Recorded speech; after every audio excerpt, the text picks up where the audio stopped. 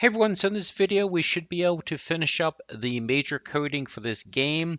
So unless there's any special request after this, this will probably be the last video for this particular series. As I mentioned in previous videos, this is actually a really easy game to code for. So in this one, what we're going to do is we're going to check for when similar fruits collide, so two strawberries, two grapes, whatever, and then replace them with the larger fruit. So how are we going to do this? As a quick overview, we're going to give every object a sequential tag, and it's going to be numerical. So it's going to be cherries 1, strawberry 2, grapes 3.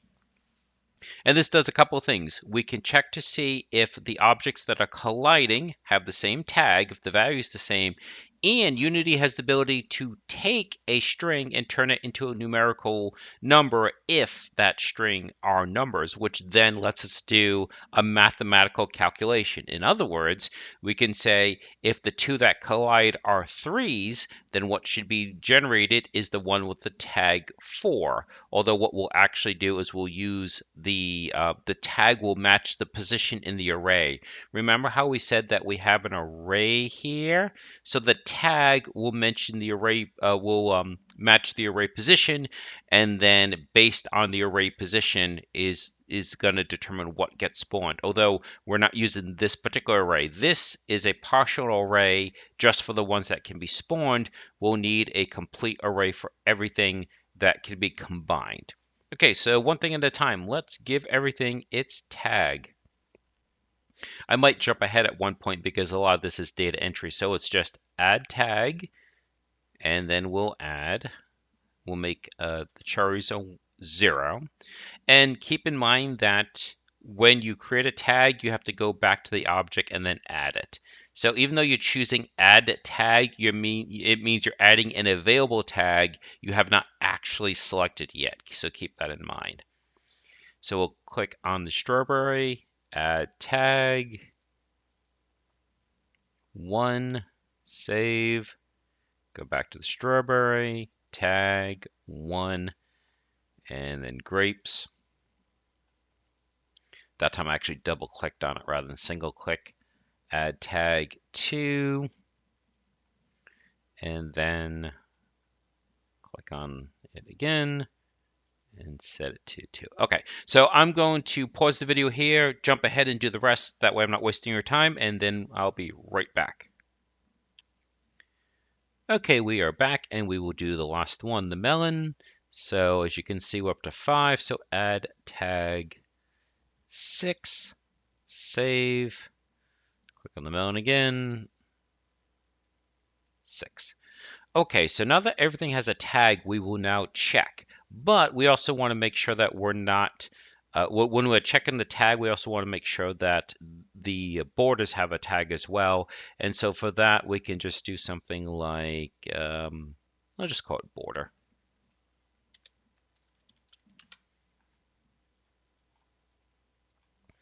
And then we'll click on our 3 squares and select border. Okay, so now the coding is actually very easy for this. We're going to put the code on the script that's attached to the fruit. So we have our fruit con script, and it's just going to be on collider 2D. So on collider 2D, excuse me, on collision 2D. So on collision enter 2D, on collision enter 2D. And this represents what is being collided with. So that is the other object. So if collision, dot game object dot tag equals to just game object dot tag, and then we'll just destroy the objects. So that needs to be a double equal sign. I always do that. And then we'll do destroy game object. Okay, so basically it's saying if the tag of the other object matches the tag of this object, then destroy both. And the reason why it works is because you got to remember the collision isn't one direction. This is on every fruit, so both fruits are checking. So both fruits are the game object and the other object. Because again, the collision is being checked in both directions. So let's see if this works. All right, so now we'll drop that one. And now we'll have another cherry. Bam, it worked. Strawberry, another strawberry. I want to mismatch actually just to make sure that there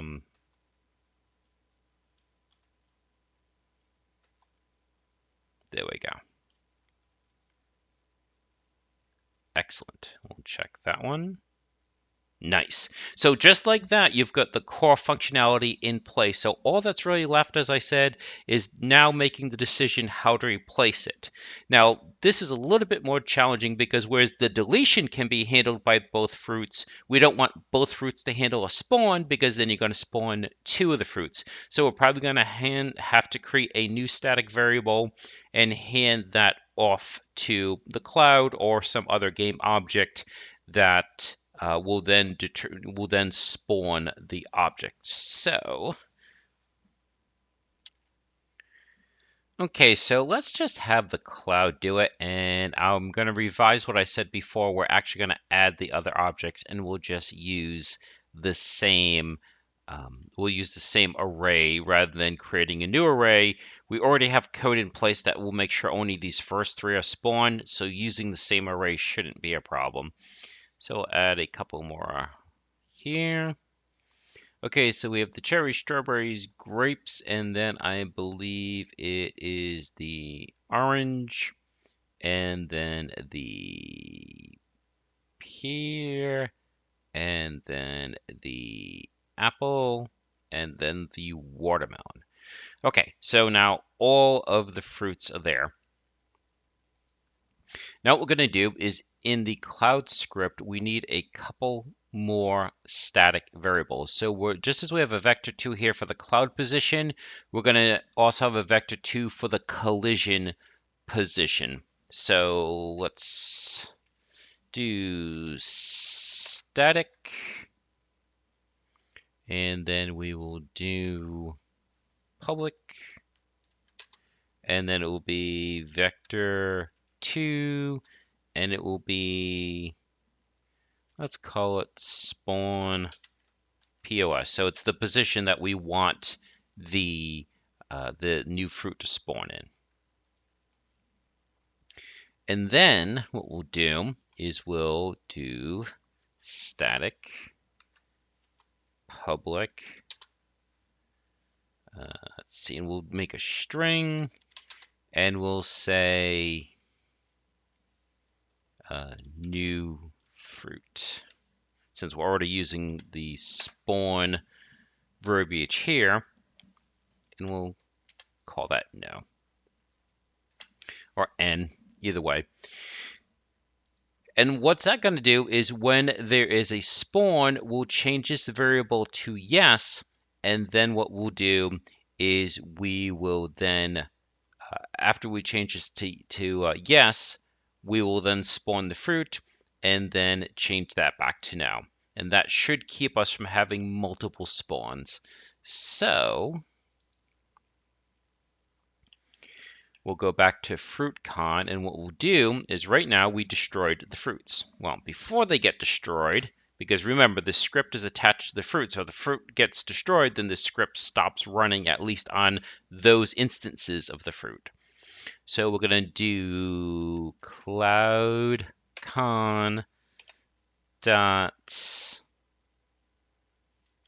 spawn position, and we'll do let's try that again. It goes transform dot position.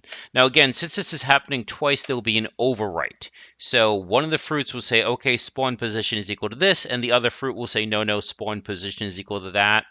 I'm not too worried about that kind of, it's not really a conflict, because as long as it spawns in one of their positions, we should be fine.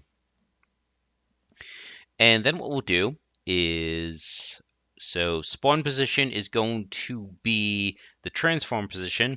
of the object the script is attached to, again, is attached to one of the fruits, attached to both the fruits. And then we do cloudcon dot new fruit is equal to yes, is equal to y. Okay, so we still destroy the fruits, but now we take these two variables and put values to them. And then for cloudcon, we come back here and we now have to check for this being yes. So just as we did a spawn fruit, we can do, we'll call it replace fruit, but let's actually type it out first. So void replace fruit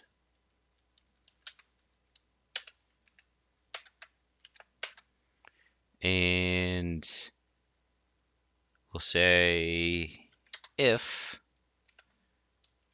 new fruit equals y, then we want it to do something. So among other things, we want that new fruit to be set to no, so as that it doesn't spawn again and again and again.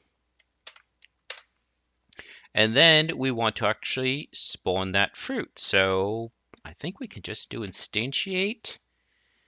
And okay, so this is where it gets a little dicey because we need to determine which one, and I said we're going to base it upon the tag. So let me just briefly pause to check the syntax for that. Okay, so as I think about that, that means we really need to capture and transfer that information too. So we're transferring that there should be a spawn, we're transferring the position, but we also have to transfer which one it is. So static public, and let's see if I can do the convert that right away. So public int, and it will be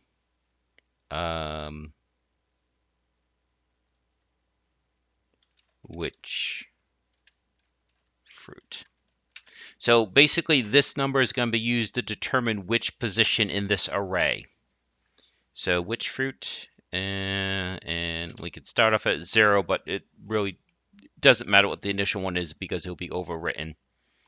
So what we're going to do is here, just as we updated those other values, we're going to do cloudcon dot which fruit is equal to game object dot tag dot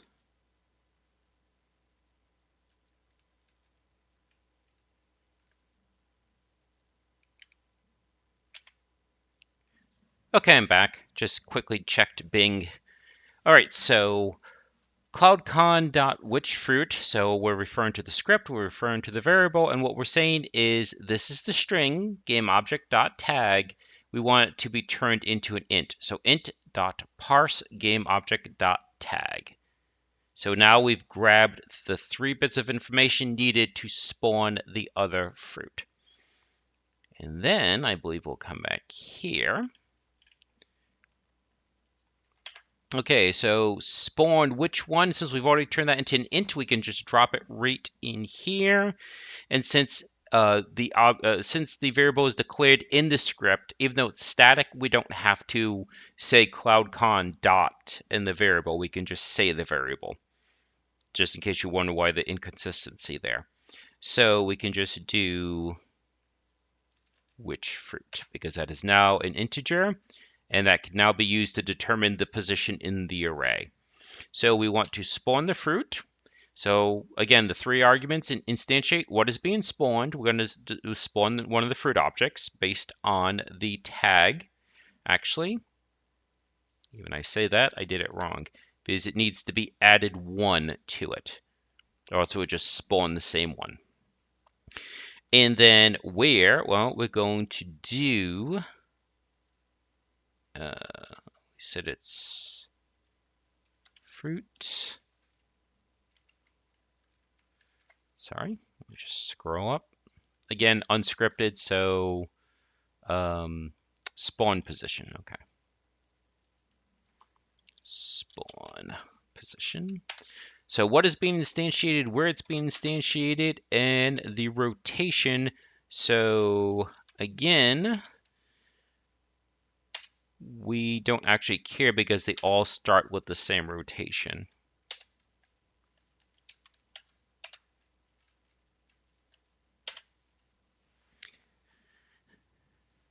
Now, if I didn't do anything wrong, that should work. Now, depending, there's potential fighting of this being changed twice.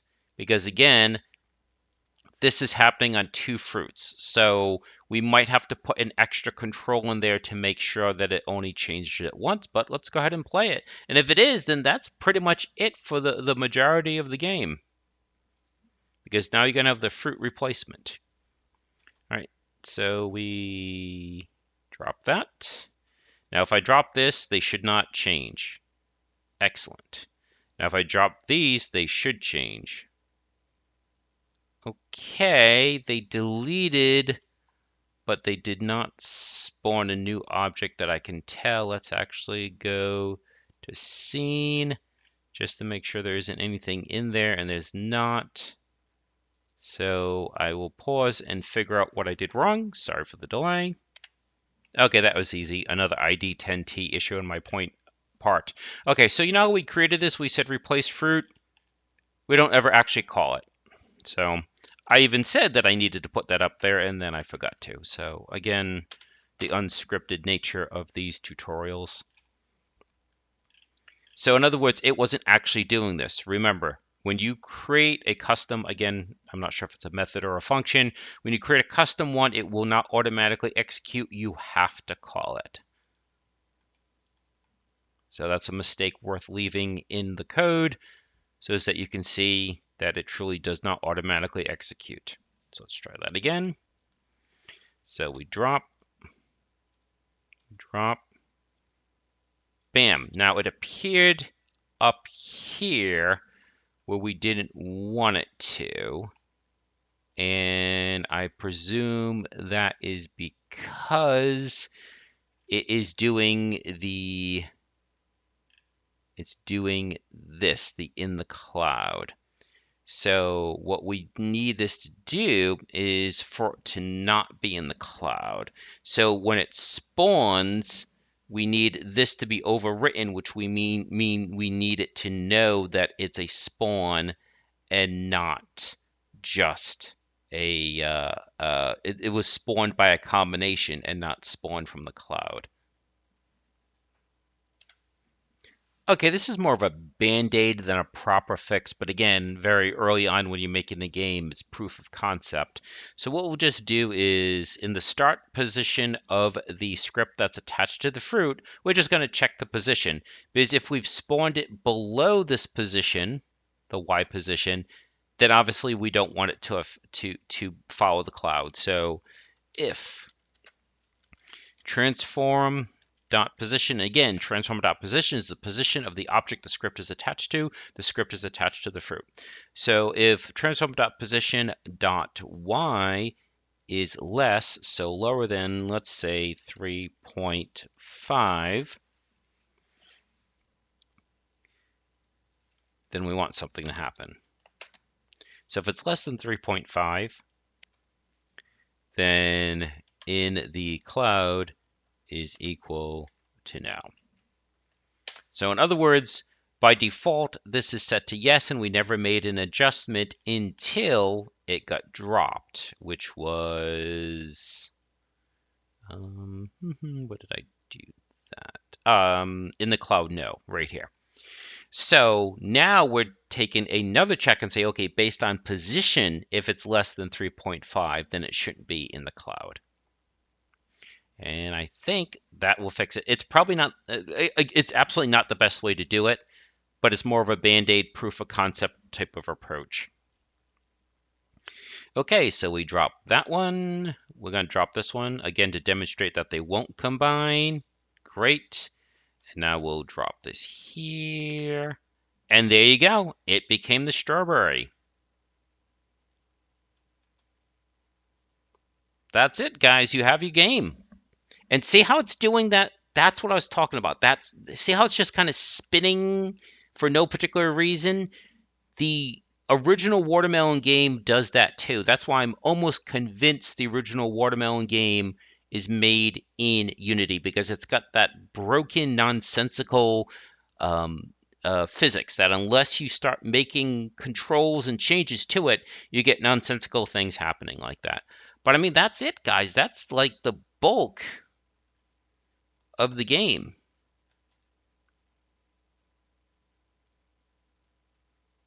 All right, that's interesting. So we do have a glitch there. I presume it's because, I'm not sure. Gravity is applied. You know something? I bet gravity isn't applied when it's spawned. So I think we can do that here as well. So just as we want in the cloud to be set to no if it's below this position, we also want gravity. So get component, rigid body, and unlike the mistake I made last time in the last video, rigid body 2D dot gravity scale is equal to 1. So I think that's going to clear that up because I was wondering why one of the fruits was spinning around and the other one wasn't, and then I remembered that gravity does not get applied until it's dropped. Well, if it spawns here, it was never dropped. So that's the kind of troubleshooting you have to think of. You're the one who's creating this little reality, and you make the rules. And that was a rule I had put into place. It's going to be a little bit harder to try to replicate that because it got flipped around, but I am almost certain that's what was happening.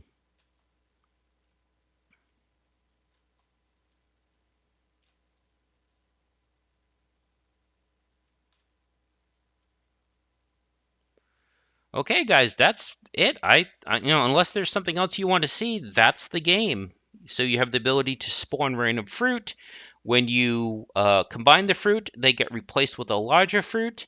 Really, all that's left is like some sound effects when they spawn. So you would add like a an audio source to the fruit, and when the fruit gets instantiated, then you have the sound play. You could do that. Um, yeah, there's really not much left. There's scoring, but again, that's all very introductory kind of stuff. So I'll tell you what, let's stop here, and I'll leave it up to you guys. But this is what I said I would give you is the ability to make the fruit game. That's 95% of it. The other at this point is just UI, like a title screen, start button, that kind of thing, maybe a give up button, scoring. But even for scoring, I've already given you the basics of it because when you have the collision, okay, this is where you'd add the score or when it gets instantiated, you just have another line here where there's a new variable, maybe it's called total score, and you add to it based on which fruit. Because in the original game, I think if you match two cherries, it was 1 point, two strawberries, it's 3, and it goes up and up and up like that.